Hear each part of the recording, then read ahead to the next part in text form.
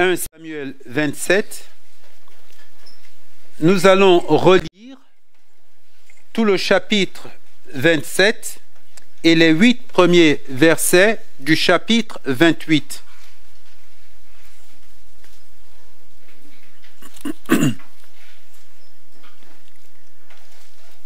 Notre pasteur avait déjà prêché là-dessus le dimanche passé. Et là, il continue. David dit en lui-même, « Je périrai un jour par la main de Saül. Il n'y a rien de mieux pour moi que de me réfugier au pays des Philistins, afin que Saül renonce à me chercher encore dans tout le territoire d'Israël. Ainsi j'échapperai à sa main. » Et David se leva, lui et ses 600 hommes qui étaient avec lui, et ils passèrent chez Achis, fils de Maoc, roi de Gath. David et ses gens restèrent à Gath auprès d'Achish. Ils avaient chacun leur famille, et David avait ses 2 femmes, Achinoam de Jisraël et Abigaël de Carmel, femme de Nabal. Saül, informé que David s'était enfui à Gath, cessa de le chercher. David dit à Achish, « Si j'ai trouvé grâce à tes yeux, qu'on me donne l'une des villes du pays, un lieu où je puisse demeurer, car pourquoi ton serviteur habitera-t-il avec toi dans la ville royale ?» Et ce même jour, Achish lui donna Tsiklag.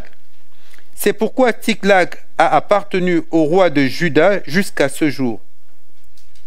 Le temps que David demeura dans le pays des Philistins fut d'1 an et 4 mois. David et ses gens montaient et faisaient des incursions chez les Géshuriens, les Girziens et les Amalécites, car ces nations habitaient dès les temps anciens la contrée du côté de Shur jusqu'au pays d'Égypte. David ravageait cette contrée, il ne laissait en vie ni homme ni femme, et il enlevait les brebis, les bœufs, les ânes, les chameaux, les vêtements, puis s'en retournait. Il allait chez Achish. Achish disait, « Où avez-vous fait aujourd'hui vos coups ?» Et David répondait, « Vers le midi de Juda, vers le midi des Gérachmélites, vers le midi des Kéniens. » David ne laissait en vie ni homme ni femme pour les amener à Gath, car, pensait-il, il pourrait parler contre nous et dire, « Ainsi a fait David. » Et ce fut là sa manière d'agir tout le temps quand il demeura dans le pays des Philistins. Achish se fiait à David et il disait, « Il se rend au Dieu à Israël, son peuple, il sera mon serviteur à jamais. » Chapitre 28. En ce temps-là, les Philistins rassemblèrent leurs troupes et formèrent une armée pour faire la guerre à Israël. Achish dit à David, « Tu sais que tu viendras avec moi à l'armée, toi et tes gens. » David répondit à Achish, « Tu verras bien ce que ton serviteur fera. » Et Achish dit à David, « Aussi je te donnerai pour toujours la garde de ma personne. » Samuel était mort, tout Israël l'avait pleuré et on l'avait enterré à Rama dans sa ville. Saül avait ôté du pays ceux qui évoquaient les morts et ceux qui prédisaient l'avenir. Les Philistins se rassemblèrent et vinrent camper à Sunem. Saül rassembla tout Israël et y campèrent à Gilboa. À la vue du camp des Philistins, Saül fut saisi de crainte et un violent tremblement s'empara de son cœur. Saül consulta l'Éternel, et l'Éternel ne lui répondit point, ni par des songes, ni par l'Urim, ni par les prophètes. Et Saül dit à ses serviteurs, « Cherchez-moi une femme qui évoque les morts, et j'irai la consulter. » Ses serviteurs lui dirent, « Voici, à Endor, il y a une femme qui évoque les morts. » Alors Saül se déguisa et prit d'autres vêtements. Il partit avec 2 hommes. Ils arrivèrent de nuit chez la femme.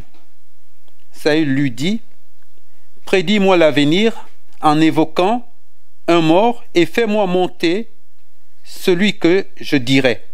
Jusqu'ici, la lecture de la parole de Dieu. Avant de laisser la place à notre pasteur pour la prédication, je vais prier. Ensuite, ensuite les enfants pourront aller à l'école du dimanche. Prions. Seigneur, alors que maintenant nous venons d'ouvrir ta parole encore une fois pour pouvoir, Seigneur, entendre ce que toi-même tu as à nous dire au travers de ton serviteur. Et là encore, Seigneur, nous nous attendons à toi. Seigneur, parce que nous savons que toi, tu as les paroles de la vie. Tu es la vie. Seigneur, notre prière est que toi-même tu puisses préparer nos cœurs maintenant à l'écoute de ta parole. Préparer nos cœurs, Seigneur, afin que ta parole encore ce matin puisse tomber vraiment sur une terre fertile. Seigneur, que cette parole puisse croître pour nos vies. Seigneur, c'est notre prière aussi pour les enfants qui vont aller à l'école. Seigneur, que dès leur jeune âge, que toi-même tu les enseignes. Tu leur apprennes vraiment, Seigneur, ta parole. Seigneur, que ta parole grandisse aussi, Seigneur, dans leur cœur. Voici, Seigneur, nos prières pour toi, pour nous, Seigneur, pour que nous puissions vraiment grandir en toi, dans ta connaissance. Bénis ces moments, nous t'en supplions, au nom puissant de Jésus-Christ. Amen.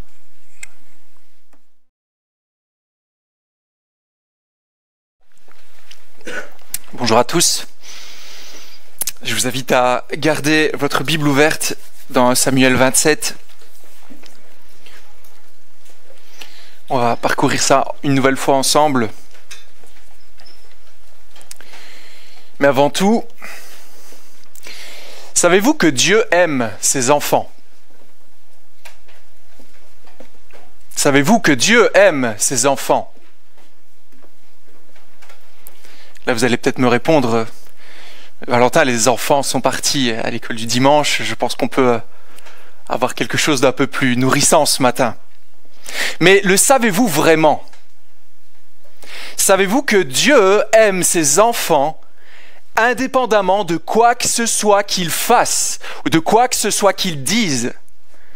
Savez-vous que Dieu aime ses enfants d'un amour invariable qui ne dépend à aucun moment d'eux? Est-ce que vous savez ça? La semaine dernière, nous avions parlé dans ce chapitre 27, pour ceux qui étaient avec moi, de l'attitude de David qui, alors je vous avais présenté la direction que j'avais prise dimanche passé, qui avait pris une mauvaise décision. On avait vu ça en regardant un peu plus près au verset 1er, où avec l'expression « David se dit en son cœur », on avait parlé du carburant hyper efficace qui alimentait son cœur, le siège de toutes ses actions. Vous vous rappelez? Et vous rappelez-vous aussi où l'on conduit ces actions, les pensées de son cœur, ce qu'il se disait en lui-même? Chez les Philistins, chez l'ennemi, chez ceux que même David, par le passé, disait, ce sont des incirconcis. Il faut les combattre, faire aucun compromis. Ce sont les ennemis d'Israël, les ennemis du peuple de Dieu. Et pourtant, David trouve refuge auprès de ces mêmes personnes. Alors, si vous vous demandez de quoi je parle, je vous invite à revoir la prédication de dimanche passé. Et on avait été encouragé, la dernière prédication, par la parole de Dieu, à ne pas nous laisser aller à nos propres pensées, qui sont continuellement en train de tourner, avec lesquels on alimente notre cœur. J'avais dit, on se prêche à soi-même constamment en fonction des situations, mais à laisser plutôt la parole de Dieu renouveler nos pensées, nous nourrir de cette parole concrètement dans nos vies, et que cela puisse changer, remplacer ces pensées bien souvent pécheresses qui nous poussent à des actes qui ne sont pas en accord avec la parole de Dieu. Car oui, nous avions réalisé que tous, autant que nous sommes, en fait, on fonctionne de la même manière. On a tous ce problème de pensée qui viennent alimenter notre cœur et qui nous poussent à agir. Alors, je voudrais repartir sur ça ce matin, mais aller un peu plus loin dans l'enseignement de ce texte. Et je voudrais commencer par le début. Voyez-vous, le constat que ce que nous avons vu la dernière fois révèle sur David, mais aussi sur nous-mêmes. C'est le premier point ce matin pour nous. Il n'y a pas de juste, pas même un seul. Il n'y a pas de juste, pas même un seul. Le constat dimanche passé, c'était de dire que nous connaissons tous en fait ces mauvaises pensées et nous les pratiquons, parfois nous les aimons même.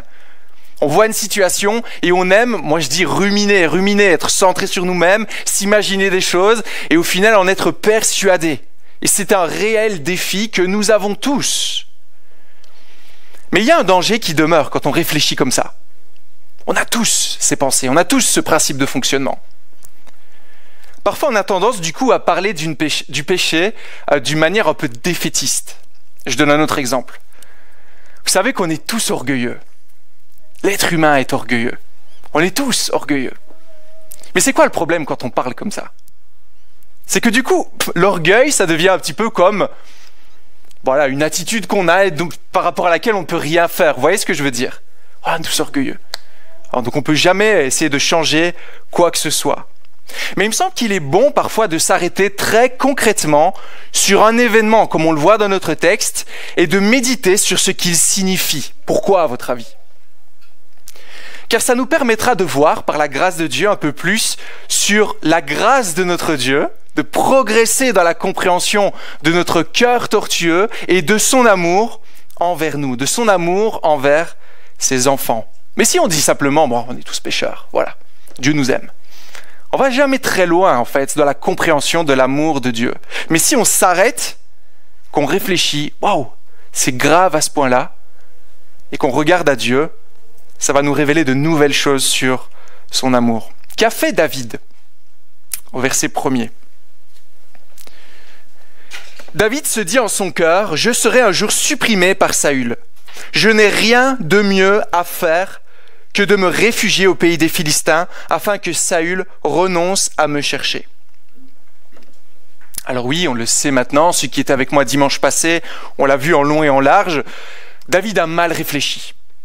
David a regardé à sa situation, ce qui était visible, et il a été rempli de crainte par rapport à ce qu'il a vu. Il a interprété et il a émis une mauvaise conclusion. Cette conclusion l'a conduit dans une mauvaise direction, c'est clair, loin de Dieu, dans le péché. Mais comprenez-vous ce qu'une telle attitude signifie au niveau des réalités spirituelles? Si on décortique ce qui est en train de se passer ici. C'est quoi l'attitude qui est en train d'adopter David ici? Je l'ai dit très rapidement dimanche passé. Il voit Saül qui le persécute. Et tout d'un coup, il se dit « Jamais je ne pourrai avoir la vie sauve. » Alors que Dieu lui a fait de grandes promesses. Il lui a dit « Tu deviendras roi. Tu verras, tout ira bien. Je suis avec toi, je te l'ai montré. » Là, il regarde Saül et qu'est-ce qu'il est en train de faire? Il diminue Dieu. Et Saül devient de plus en plus grand. Vous voyez ça ici? Saül prend une place qui ne lui revient pas et conduit David dans une grande crainte. Et il y a même plus que ça. Il y a un deuxième aspect ici. Qu'est-ce que David pense de lui-même tout d'un coup?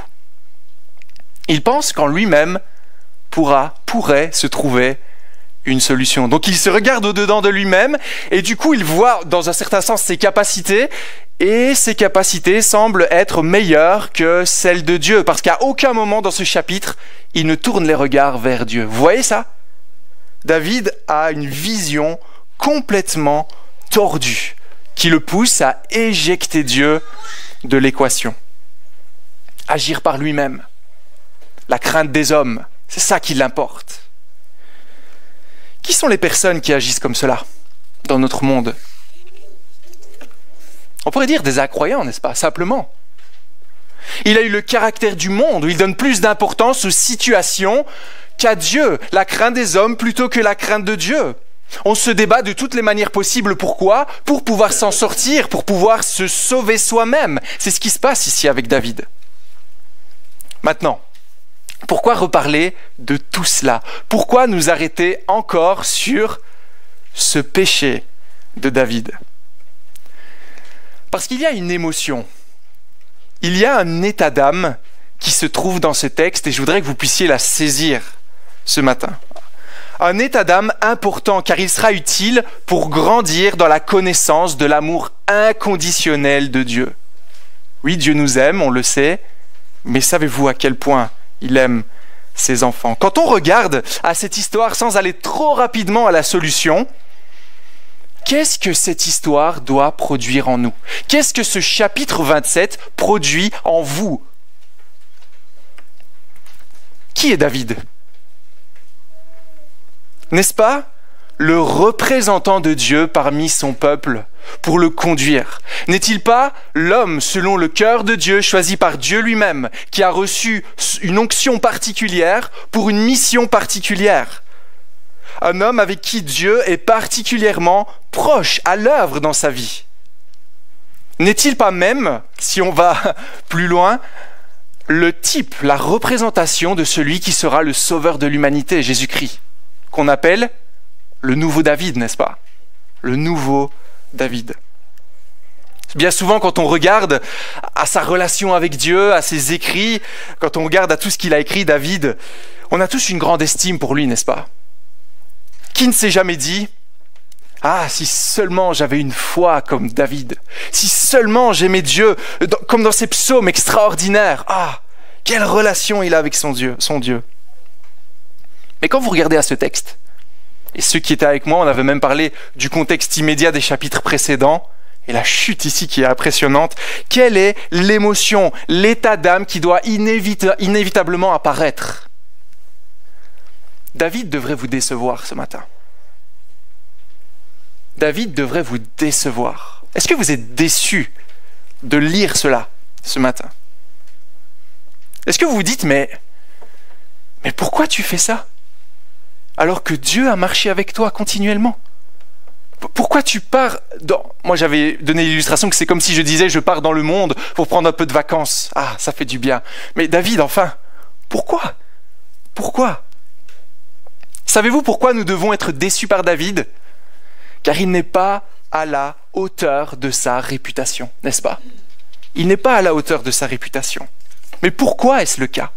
Pourquoi est-ce que David se parle en lui-même et arrive à des mauvaises conclusions?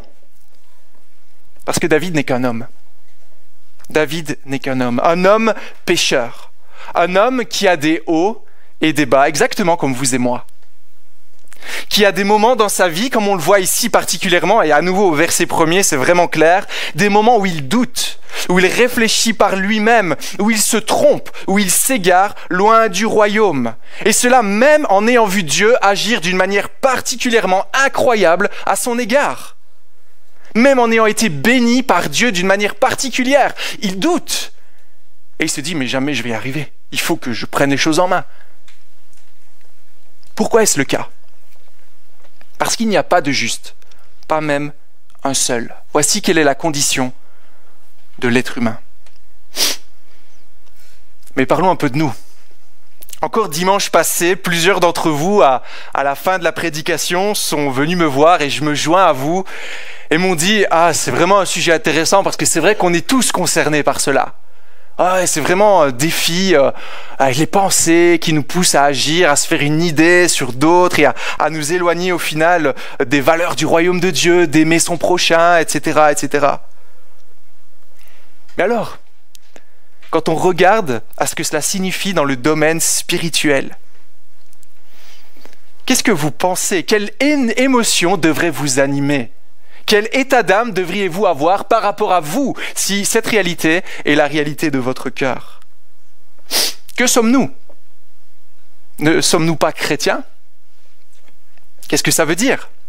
Ne sommes-nous pas des enfants de Dieu, sauvés par la grâce? N'avons-nous pas connu la joie et la paix d'être pardonnés, réconciliés avec Dieu par un sacrifice sanglant où un juste, Jésus-Christ, a donné sa vie à notre place sur une croix, où nous avons été transformés au plus profond de notre être et de toutes nos aspirations. C'est ça être chrétien. Mais pourtant, quand vous regardez à toutes ces situations, tous ces moments où vous réfléchissez comme David, quand je regarde à tous ces moments, et je peux vous donner quelques exemples très concrets cette semaine, je ne vais pas le faire, mais où je me suis dit, mais pourquoi tu as agi comme ça? Pourquoi tu as parlé comme ça? Pourquoi tu as fait cela? Ou j'ai réfléchi uniquement selon ma perception pécheresse? Quand on voit toutes ces pensées, quel est logiquement le sentiment qui doit nous animer? Déception.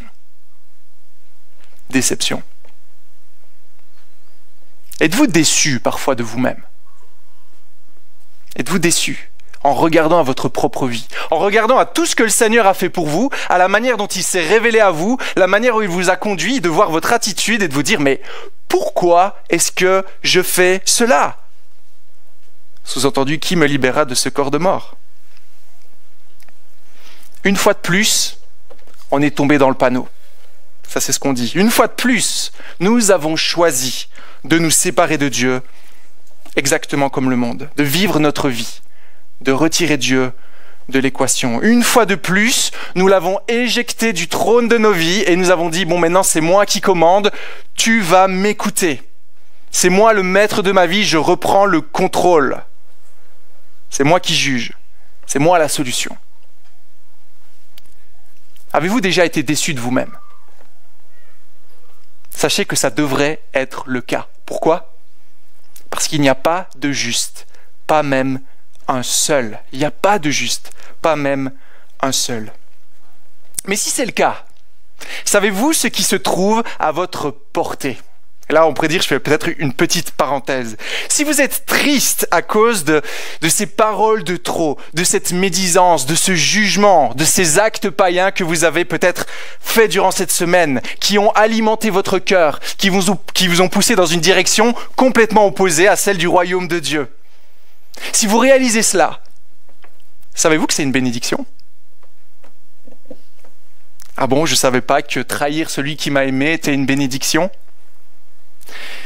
Si vous êtes à nouveau triste de l'état de votre cœur, savez-vous ce qui se passe? Vous aurez l'opportunité de pouvoir revenir auprès de Dieu dans la repentance. Et ça, c'est un cadeau que Dieu vous fait. Et je vous inviterai ce matin à ne pas résister au Saint-Esprit s'il vous convainc d'une vérité à propos de vous-même. Où vous dites, ah mais ça, qu'est-ce que ça fait au-dedans de moi? Ça, c'est pas juste votre conscience qui vous accuse. Alors oui, il y a de ça, on va pas parler de ça ce matin. Mais il y a aussi le Seigneur qui est en train de dire, mais là, pourquoi tu agis comme cela? Et ça nous montre que Dieu agit d'une manière toute concrète dans votre vie et vous donne une opportunité de revenir à lui et de restaurer cette relation. Comme on pourrait dire, pourquoi est-ce une bonne nouvelle lorsqu'une personne qui est en train de se noyer réalise qu'elle est en train de se noyer? Pourquoi c'est une bonne nouvelle?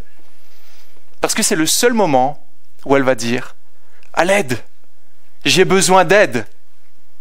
Mais je ne sais pas si vous avez déjà vécu ce moment-là. Je ne veux pas évoquer des souvenirs malheureux chez vous. Mais je sais que quand on est... Bon, je ne prévoyais pas de faire cette illustration, mais je vais le faire quand même.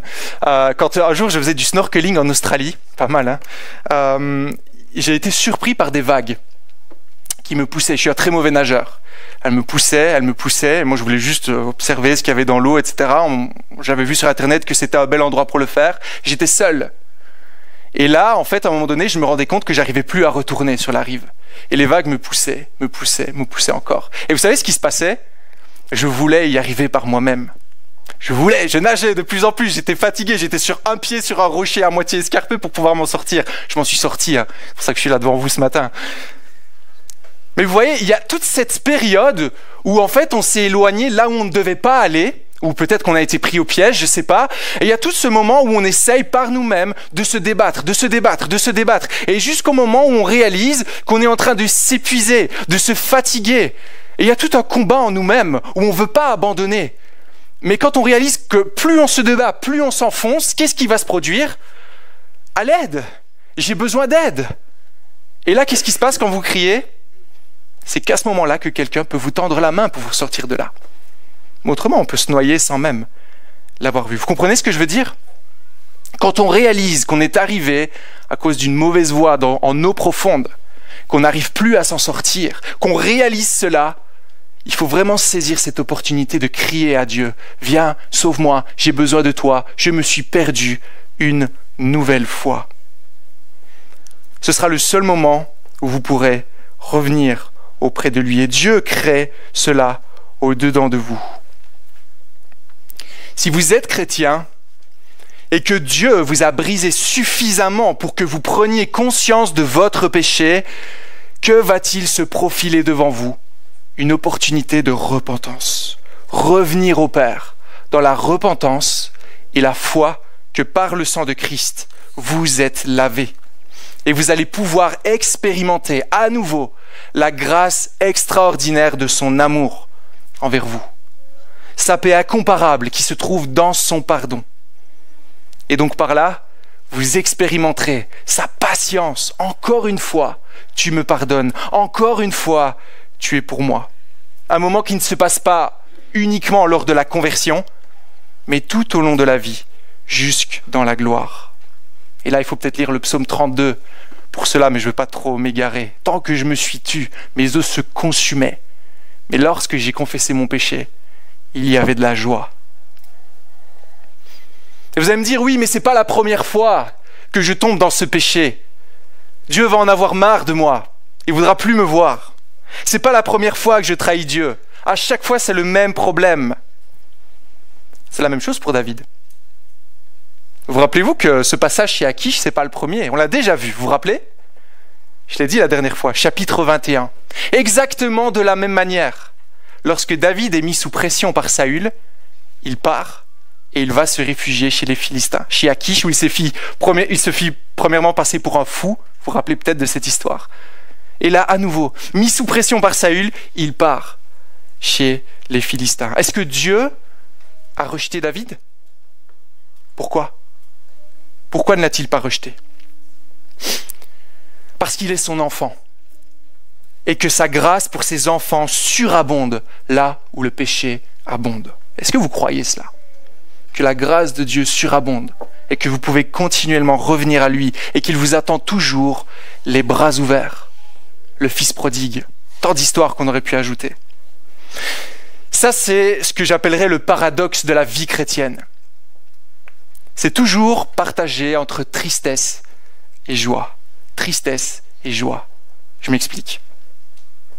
Vous lisez la parole, vous écoutez une prédication, vous parlez avec un frère ou une sœur dans l'église, et là vous réalisez qu'en fait, vous avez péché une fois de plus. Et là, vous êtes triste. Vous êtes déçu de vous-même, comme on l'a dit, le sentiment de ce texte. Ah, encore une fois. Vous êtes triste et malheureux. Vous voyez la noirceur de votre cœur. Et là, tout d'un coup, parce que vous vivez cela honnêtement et que vous vous tournez vers le Seigneur, vous voyez à quel point Dieu est prêt à vous pardonner encore une fois. Et là, qu'est-ce qui se passe? La joie. Incroyable. Dieu m'aime. Dieu m'aime. Et vous voyez l'amour de Dieu d'une manière encore plus grande qu'avant. 10 minutes plus tard, vous péchez encore une fois. Ou une autre pensée vous vient et vous dites « Ah Seigneur, encore une fois, je pense à cela. » Là, vous êtes triste. Et vous regardez à l'évangile et vous voyez que la grâce de Dieu surabonde là où votre péché abonde et ça vous révèle une nouvelle facette de l'évangile et de l'amour de Dieu. Et là, vous dites, mais c'est extraordinaire, la joie. Et c'est comme ça tout au long de la vie chrétienne. Un partage entre tristesse, joie. Tristesse, joie. Mais la joie est bien plus grande que la tristesse, n'est-ce pas? Quand on voit la plénitude que l'on a en Christ. Vous voyez ce que je veux dire? Triste mais joyeux, car grâce à Dieu, vous comprenez de nouvelles choses de votre péché, de votre cœur, mais également de son amour. Et votre joie grandit. C'est pour ça que parfois, quand on regarde à certains chrétiens matures, qui sont chrétiens peut-être depuis longtemps dans la foi, je ne veux pas forcément parler en termes de durée, parce que certains sont plus matures plus rapidement que d'autres, mais certains ont parfois une grande connaissance de la noirceur de leur cœur, sont tristes de cela. Ah, si tu savais ce qui se trouvait au-dedans de moi, mais en même temps, si tu connaissais l'amour de mon Dieu.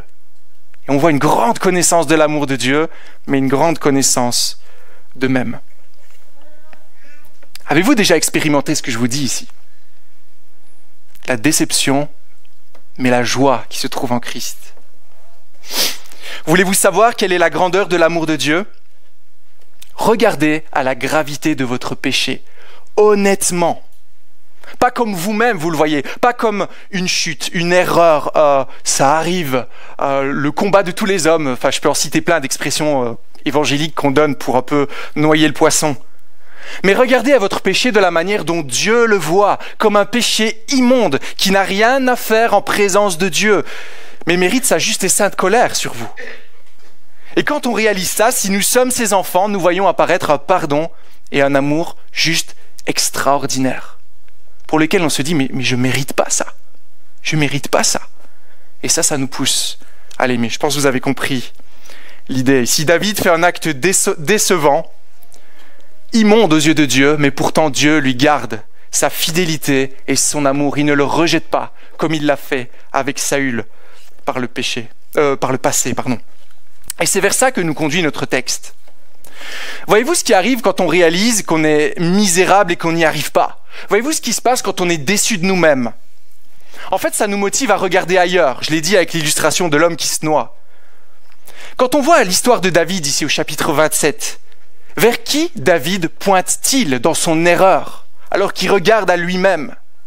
Qui est au final le vrai héros que l'on veut voir dans ces pages? Celui à qui qu'on aspire vraiment à voir, celui vers qui on va vraiment pouvoir trouver refuge, celui qui ne nous fermera jamais la porte.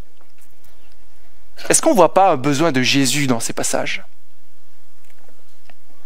Pensez à celui qui, à l'image de cette histoire, a également dû quitter son pays pour partir en Égypte. Savez-vous que les Philistins, ce sont les descendants des Égyptiens? Il a dû partir là-bas. Pourquoi? Pourquoi est-ce que Jésus a dû partir quand il était enfant? Vous vous rappelez ces histoires au début de l'Évangile? Parce qu'il y a un roi qui ne voulait pas que Jésus soit roi à sa place. Tiens, ça ressemble un petit peu à ce qu'on voit ici, n'est-ce pas?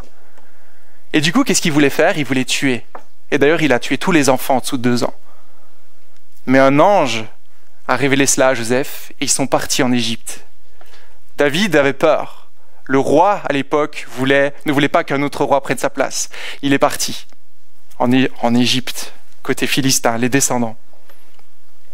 Mais quelle différence on voit quand Jésus reviendra, quand il commencera son ministère, ce roi ne nous décevra jamais. Alors là, on n'est pas encore loin dans l'histoire de David. On parle beaucoup de Saül, c'est bientôt la fin pour Saül. Mais dans 2 Samuel, on verra que David va encore nous décevoir et bien comme il faut. Mais quelle est la différence avec Jésus? Jésus prendra soin. Jésus répondra aux besoins du peuple.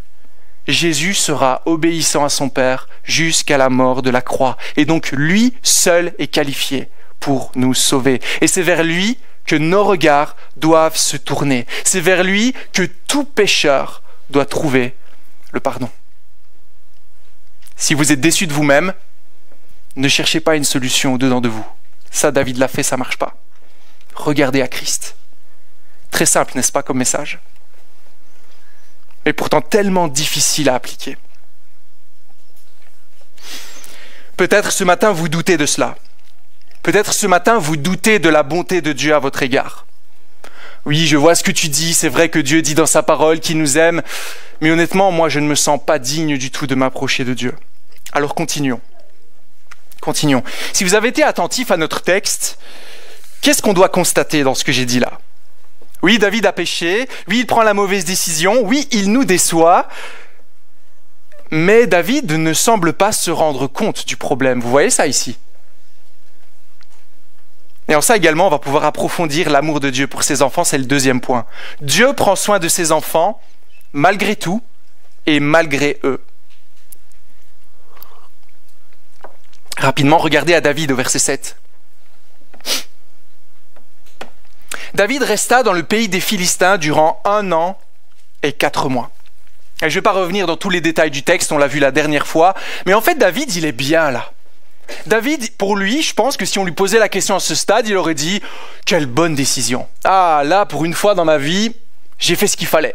Tout le monde est en sécurité, les familles, on est bien, là, on a des nuits de repos, Saül, il est loin, il ne revient même pas nous trouver. Et on voit aucune contrition, aucune connaissance du péché. Il a même eu une bonne relation avec Akish, son ennemi. Ils sont quasiment amis, même plus que cela. Et pourtant, que voyons-nous dans son séjour au pays des Philistins ? On voit qu'il y a des étapes absolument surnaturelles qui agissent en faveur de David. Et qui nous révèlent quoi? Que Dieu continue de prendre soin de son enfant, même quand celui-ci est loin de Dieu. Il a la confiance du roi Akish. Akish lui donne des terres. Il s'en sort vraiment bien. Saül cesse de le poursuivre. Il a vraiment la protection de Dieu. Et c'est même encore accentué avec l'histoire suivante. C'est pour ça qu'on a lu quelques versets. Je vais probablement revenir sur le chapitre 28, mais je voulais juste vous montrer cela particulièrement. Vous voyez de qui on parle au chapitre 28, qui revient sur le devant de la scène? Saül. Qu'est-ce qui se passe pour Saül au verset 5? Chapitre 28, verset 5. Je lis juste le verset 5. À la vue du camp des Philistins, de son ennemi, Saül fut rempli de peur et son cœur trembla violemment. On a un homme qui est dans la crainte. Pourquoi? Parce qu'il est persécuté par les Philistins. On a un homme ici qui est inquiet, n'est-ce pas? Pourquoi? Parce que là c'est clair, il sait qu'il ne va pas survivre. Il se dit en lui-même, il dit à son propre cœur, les Philistins sont là, je ne vais pas y arriver. Et que fait-il cet homme lorsqu'il est dans la crainte, lorsqu'il a peur? Verset 7. Saül dit alors à ses serviteurs, cherchez-moi une femme capable d'invoquer les esprits, et j'irai la consulter. Qu'est-ce qu'il fait là, Saül? Il tente de trouver refuge, mais il le fait au mauvais endroit, vers des pratiques païennes. Est-ce qu'on n'est pas en train de retrouver dans le principe deux histoires similaires entre David et Saül? Vous voyez ça? Deux hommes inquiets, deux hommes qui ont peur pour leur vie. Ils parlent tous deux à leur cœur en disant « Je ne vais jamais m'en sortir, il faut que je trouve une solution ». Et ils tentent tous deux d'avoir la paix et utilisent leur sagesse et ils cherchent de la mauvaise manière et au mauvais endroit dans le monde du côté pécheur. Endor, ça se situe à 6 km du côté des Philistins. Tiens. Mais quelle est la différence qui apparaît très clairement dans ces deux histoires? Je vous ai un peu déblayé le terrain au début de ce chapitre, de ce deuxième point. Dieu prend soin de David. Dieu le protège au sein même de son erreur. Dieu est continuellement là avec lui. Alors que, qu'est-ce qui se passe pour Saül? Alors que, là je fais l'avocat du diable, mais il cherche même il tente même de chercher Dieu en fait, d'une mauvaise manière. Mais lui au moins il essaye de lever les yeux. Verset 15, chapitre 28, verset 15. Samuel dit à Saül, « Pourquoi as-tu troublé mon repos en me faisant remonter ?» Saül répondit, « Je suis dans une grande détresse, les Philistins me font la guerre et Dieu s'est détourné de moi. Il ne m'a répondu ni par les prophètes, ni par des rêves. Je t'ai appelé pour que tu me fasses connaître ce que je dois faire. » Samuel dit, « Pourquoi donc me consultes-tu puisque l'Éternel s'est détourné de toi et qu'il est devenu ton ennemi ?» Et vers quoi ça conduit Saül? Verset 16. Verset 17 plutôt. Plutôt 20. Saül tomba à terre, au verset 20, pardon. Saül tomba par terre de tout son long, et les paroles de Samuel le remplissaient d'épouvante. Vous voyez la différence entre les deux histoires, la conclusion des deux histoires? David, dans le même principe, il est en paix, tout va bien. On pourrait presque dire il nage dans le bonheur dans son péché. Bon, c'est pas tout à fait juste. Hein. Saül, il galère, mais il reste au plus profond de son péché. Dieu ne vient jamais le relever. Chers amis, nous sommes tous pécheurs. On se retrouve aussi bien dans l'attitude de David que dans celle de Saül, c'est équivalent. Que nous soyons dans l'église, que nous soyons dans le monde, on fonctionne tous de la même manière. Mais comment savoir si on est enfant de Dieu ou pas? Comment savoir si Dieu nous aime? Dieu garde celui qu'il aime, car son amour n'est pas fonction de nos actes, mais de sa volonté seule. Beaucoup tentent parfois de se rassurer dans leur vie chrétienne en ayant certaines attitudes, venir à l'église, faire certaines bonnes actions, etc. Mais l'évangile, c'est pas une relation des œuvres, n'est-ce pas? C'est une œuvre de Dieu dans les cœurs, qui se situe avant la fondation du monde. Avant la fondation du monde, Dieu a choisi David pour qu'il soit son serviteur, pour qu'il soit son enfant. Et il va le garder tout au long de sa vie, même quand celui-ci s'égare. Saül n'est pas, je pense on peut dire, dans le cœur de Dieu dès avant la fondation du monde. Et du coup, il est séparé de Dieu. David, lui, il est gardé. Il ne le laissera d'ailleurs pas toujours errer dans ce pays. Il ne le laissera pas toujours dans son erreur.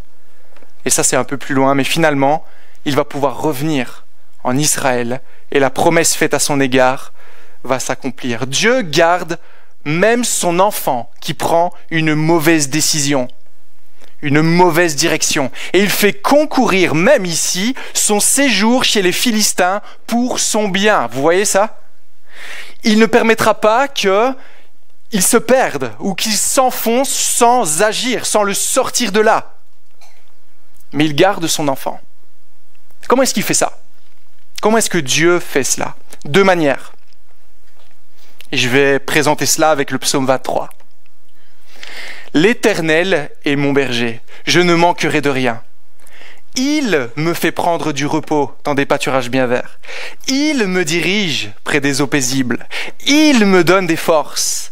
Il me conduit dans les sentiers de la justice à cause de son nom.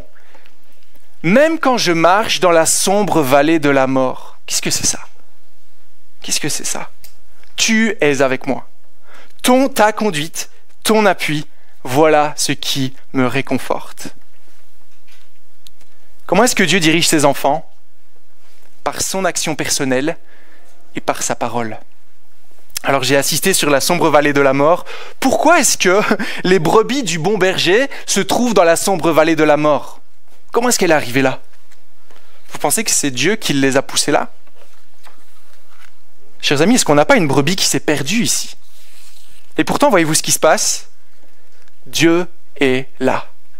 Il n'y a pas un moment donné où Dieu dit « Bon, bah voilà, t'es perdu, tant pis. » Jamais, jamais. Le bon berger aime trop sa brebis. Il va la suivre, il va la reprendre. Si nous sommes de son troupeau, Dieu agira concrètement dans nos vies. Comment ça se manifeste? On l'a lu. Il dirige, il conduit, il reprend, il arrête. Comme on le voit même ici, verset 6, verset 12, quand il rend le cœur d'Achish malléable pour que David soit accueilli, où il peut encore participer, David peut encore participer au projet de Dieu en tant que roi oint de Dieu. Vous voyez, David, il ne se fait pas dévorer tout cru, alors qu'il est dans une certaine forme de sombre vallée de la mort. Dieu lui donne protection dans ce pays, et il empêche même Saül de le poursuivre. Mais finalement, il ramènera David à la maison. Et c'est ça le plus important. Il va peut-être passer par des hauts et des bas, mais Dieu sait exactement ce par quoi il doit passer pour qu'il puisse grandir et le faire ressembler toujours plus à lui-même. Dieu agit concrètement. Dieu reprend celui qu'il aime. Dieu l'encourage. Dieu le dirige. Deuxième élément, par sa parole. J'espère que ça va. C'est pas trop compliqué? Non, ça va? Alors on continue. Voyez-vous l'attitude de David tout au long de ce passage? David, il est rejeté par les siens. David, il est même bien accueilli par l'ennemi qui semble lui offrir un repos sans nom, qu'il n'a sans doute pas connu depuis longtemps. Alors, réfléchissons à cela. Imaginez que vous partez en vacances et que vous allez à l'hôtel. Vous arrivez dans un hôtel, vous avez payé prix plein, parce que vous voulez vraiment passer de bonnes vacances, et là, vous êtes vraiment mal reçu. Vraiment, vraiment mal reçu. La nourriture est mauvaise. Les gens ne sont pas sympas avec vous. Vous passez même pas une nuit que vous décidez de prendre vos valises et de partir. Parce que c'est juste pas possible. C'est sale, ça va pas du tout. Et là, vous dites, vous claquez la porte, vous traversez la rue et vous trouvez un autre hôtel juste en face. Et là, on vous accueille d'une manière incroyable. Viens, on a des chambres, on va même vous faire une réduction. Venez, tout se passe bien, prenez ce petit cocktail, tout ce que vous voulez. L'année suivante, quand vous allez repartir en vacances à cet endroit-là, quel hôtel vous allez choisir? David reçoit les soins de ses ennemis d'une manière incroyable.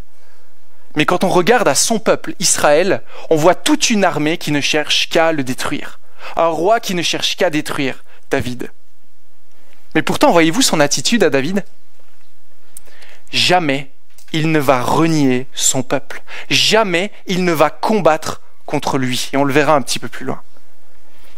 Parce qu'il ne peut faire autrement que cela. Pourquoi? Parce que même au sein de sa détresse, même au sein d'une certaine forme de compromis, il aime son Dieu. Il aime son Dieu et il veut lui obéir. C'est plus fort que lui. Il aurait pu se dire, écoutez, vous m'avez mal reçu, peuple d'Israël, je veux plus rien savoir de vous. Moi ici, on m'a donné des terres chez les Philistins. J'ai même le roi Akish qui est mon ami maintenant. Je vais rester là. Jamais, jamais, jamais, c'est une chose qu'il fera. Parce qu'il aime son Dieu. Il veut lui obéir. Vous voyez, la parole, les promesses faites à son égard, c'est comme un garde-corps le long d'une falaise. Même s'il marche, même s'il se promène dans la nuit, qu'il ne sait pas trop où il va, qu'il est perdu, ça l'empêchera de tomber plus bas, même s'il est déjà peut-être tombé un peu bas. La parole de Dieu, par laquelle nous nous nourrissons, nous protège et nous permet, même lorsque nous partons de travers, de ne pas aller trop loin. Mais attention, ne pensez pas qu'il faille juste lire la Bible. Ok, maintenant on va lire, on va manger la Bible pour être sûr d'être protégé. Non, c'est pas ça. Alors là, mettez un fer à cheval sur votre entrée ou un gris-gris dans votre salon, comme certains le font pour avoir la protection. Mais est-ce que vous voyez comment la parole de Dieu fonctionne ? Jean 14, il y a d'autres passages qu'on aurait pu mentionner. L'Esprit Saint, que le Père enverra en mon nom, vous enseignera toutes choses et vous rappellera tout ce que je vous ai dit. Vous voyez ça ? Qui est-ce qui est derrière la parole et qui agit en votre faveur pour ne pas que vous tombiez trop bas ? Encore une fois, c'est Dieu qui nous vient en aide. Alors qu'on est dans l'erreur, alors que peut-être on passe par des tribulations, qu'on est dans la sombre vallée de la mort, tout d'un coup, un verset vient. Tout d'un coup, peut-être une prédication vous revient à l'esprit. Tout d'un coup, peut-être quelque chose que vous avez discuté avec un frère ou une sœur, vous saute aux yeux et vous dites « Mais non, je ne pourrais pas faire ça. » Alors que la tentation est à votre portée. La parole de Dieu agit par l'Esprit dans vos cœurs et vous permet soit de revenir à Dieu, soit de ne pas aller trop loin dans la gravité de votre péché. Est-ce que je voudrais que vous puissiez comprendre ce matin ? C'est que quand vous êtes à deux doigts de péché, mais que Dieu, par sa parole, vous vient soudainement en tête et vous rappelle certains passages, c'est pas parce que vous étiez plus malin, parce que vous avez mieux compris la Bible, mais c'est parce que lui a agi concrètement en vous. Vous voyez ça ? Lui, il a agi concrètement d'une manière surnaturelle. À moins que vous ne soyez comme Saül, auquel Dieu ne parle pas. Incroyable, n'est-ce pas, de voir que Dieu agit d'une manière aussi proche pour ses enfants. Il les conduit, mais il sème la parole en eux pour les protéger, les conduire, les ramener à lui. Pourquoi est-ce ainsi ? On ne mérite pas un tel amour, n'est-ce pas ? Mais c'est parce que Dieu nous aime, indépendamment de ce que nous faisons ou de ce que nous pensons. La preuve, il continue d'agir pour notre bien, même quand nous sommes loin de lui. Mais quelle vision avons-nous souvent de Dieu lorsqu'on a péché ? Pas quand tout va bien, quand tout va mal dans nos vies. Quand on vit une situation telle la même que dans ce texte. On ne revient pas tout de suite au Seigneur. À l'intérieur de nous, on se dit « Ah, je pense que Dieu va encore être fâché. » Parfois, on se dit ça, n'est-ce pas ? Mais ne pensez-vous pas que si Dieu vous a donné son Fils, ne pensez-vous pas que s'il a donné ce qu'il avait de plus précieux dans tout cet univers, c'est pour vous regarder avec un regard de désapprobation lorsque vous avez péché ? Non, pas du tout. S'il l'a fait, c'est parce qu'il vous aime. Et comme le dit Martin Luther, les pécheurs deviennent attrayants parce qu'ils sont aimés. Ils ne sont pas aimés parce qu'ils sont attrayants. Je ne sais pas si vous comprenez cette citation-là. En fait, ce qu'il est en train de dire ici, Luther, c'est « Savez-vous que Dieu vous aime indépendamment de quoi que ce soit que vous fassiez ou disiez ? Savez-vous qu'il vous aime d'un amour invariable qui ne dépend à aucun moment de nous ?» Et parfois, on ne comprend pas ça. On croit qu'il faut quand même un peu gagner l'amour de Dieu, avoir des bonnes attitudes, des bonnes pratiques. Alors vous avez raison, si vous me trahissez, si vous me blessez, il est fort probable, même s'il y a une demande de pardon en bonne et due forme, que la relation soit compliquée. Mais que jamais cette pensée ne vienne définir l'amour de Dieu pour ses enfants. Parce que c'est pas comme ça que Dieu nous aime. C'est pas comme ça. Il vous aime bien plus que vous ne pourrez jamais l'aimer. Et il est fidèle bien plus que vous ne pourrez jamais lui être fidèle. Car alors que nous étions encore pécheurs, Christ est mort pour nous. On connaît ça, Romains 5. Qu'est-ce que ça veut dire?